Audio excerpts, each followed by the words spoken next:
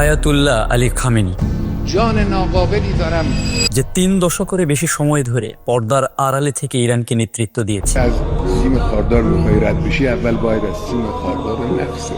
তবে আজকের এই ভিডিও ইরানকে নিয়ে রাজনৈতিক কোনো গদবাদা আলাপ নয়, বলবো ইরানের সুপ্রিম লিডার আয়াতুল্লাহ আলী খামেনিকে নিয়ে বিস্ময়কর কিছু তথ্য।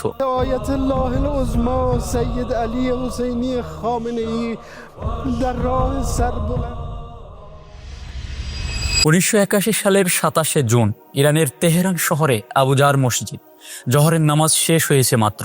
মসজিদের সামনে দাঁড়িয়ে বক্তব্য দিচ্ছেন এক তরুণ আলেম ও বিপ্লবী নেতা আয়াতুল্লাহ আলী খামেনি। হঠাৎ তার সামনে রাখা একটি টেপ রেকর্ডার বিকট শব্দে বিস্ফোরিত হল।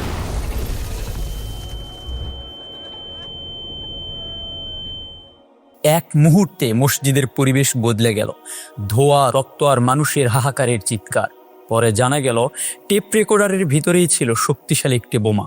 ঘটনাস্থল থেকে একটি চিরকুটও উদ্ধার হয়, যেখানে দায় স্বীকার করে লেখা ছিল ফোরকান গ্রুপের পক্ষ থেকে ইসলামী প্রজাতন্ত্রের জন্য উপহার। এই বিস্ফোরণে খামেনির ডান কাঁধ ও ডান হাত মারাত্মকভাবে ক্ষতিগ্রস্ত হয়। তার ফুসফুসে গুরুতর আঘাত লাগে, সাথে প্রচুর রক্তক্ষরণ হয়। সে সময় অনেকেই ভেবে নিয়েছিল আয়াতুল্লাহ খামেনি হয়তো নিহত হয়েছে, কিন্তু কোনো এক অলৌকিক শক্তিতে সেবার তিনি বেঁচে যান। তবে তার অবস্থা দেখে সে সময়ের চিকিৎসকরা বলেছিল, এমন আঘাতের পর তিনি যে বেঁচে ফিরেছেন তা ছিল এক কথায় অলৌকিক একটি ব্যাপার। তবে সবচেয়ে বেশি ক্ষতি হয় তার ডান হাতে। বিস্ফোরণের তীব্রতায় হাতের স্নায়ুগুলো গুরুতরভাবে ছিন্ন বিচ্ছিন্ন হয়ে যায়। কয়েক ঘন্টার জটিল অস্ত্রোপচারও হাতকে আগের অবস্থায় ফিরিয়ে আনতে পারেনি। সেই থেকেই তার ডান হাত স্থায়ীভাবে অকার্যকর হয়ে পড়ে। বোমা তার শরীরে আঘাত করেছিল, কিন্তু থামাতে পারেনি তার রাজনৈতিক উত্থান। এক হাত দিয়েই কাঁপিয়েছেন গোটা বিশ্ব। এসব প্রেক্ষিতেই অনেকেই শুধু তাকে একজন রাজনীতিক হিসেবে চেনে, কিন্তু আলী খামেনির আরেকটি পরিচয় হলো তিনি একজন লেখক।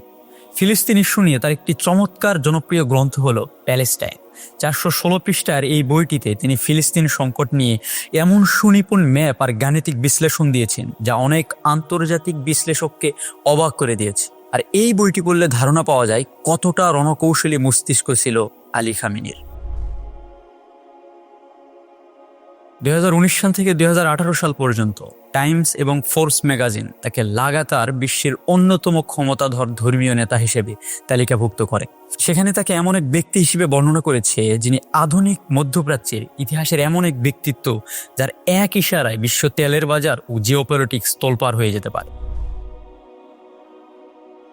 আলী খামেনির আরেকটি পরিচয় হলো তিনি একজন আধ্যাত্মিক নেতা। শিয়া পরিমণ্ডলে তাকে তার অনুসারীরা একজন আরিফ অর্থাৎ আধ্যাত্মিক চর্চায় নিমগ্ন মানুষ হিসেবে তুলে ধরেন। কিন্তু ইরফান বা আধুনিক দর্শনের কথা বলে, যেখানে বাহ্যিক ইবাদতের পাশাপাশি অন্তরের শুদ্ধতা, নফসের পরিশুদ্ধি এবং দুনিয়াবি মোহ থেকে মুক্তির উপর জোর দেওয়া হয়।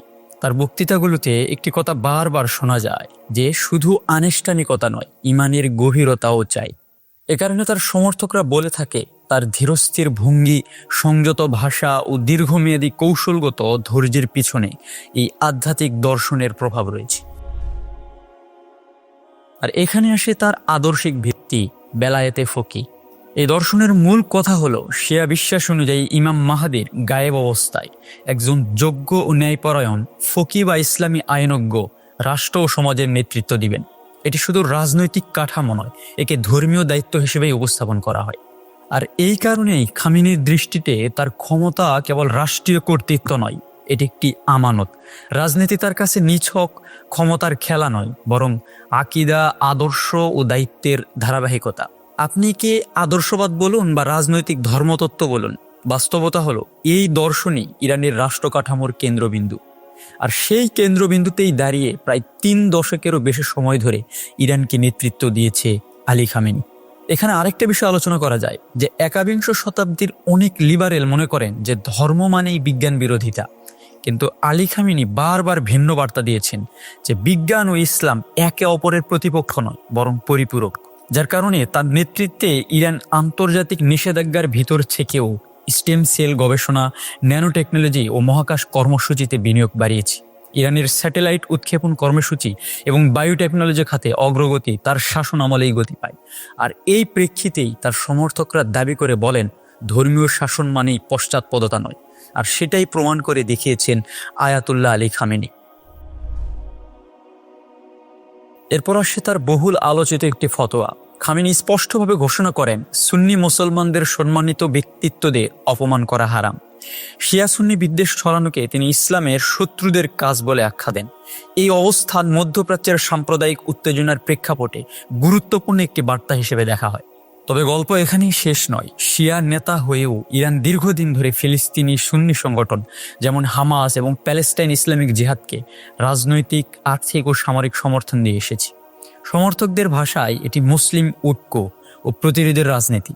তবে মুদ্রার ও পিঠেও কিছু কথা আছে, আর তা হলো সিরিয়ার গৃহযুদ্ধে বাশার আল আসাদের রেজিমকে টিকিয়ে রাখার জন্য সুন্নি মুসলমানদের উপরে অমানবিক নির্যাতনের পিছনেও খামেনির সরাসরি হাত ছিল।